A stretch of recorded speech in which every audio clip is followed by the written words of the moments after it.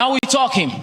Joshovan, you told that Brandon Royval would do something. He kicked my ass, you know?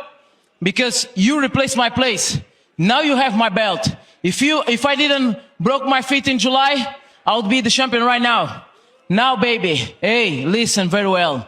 I'm here, your daddy. Your dad is gonna take your diapers alive on a new deal, Paramount deal. I'm gonna take your diapers alive.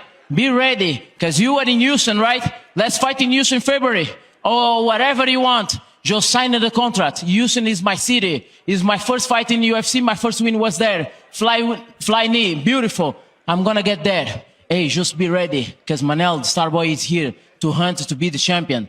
Nobody can deny. Nobody can deny my belt. I'm the best here. I'm the best. You got him. All right, let's see. Kape.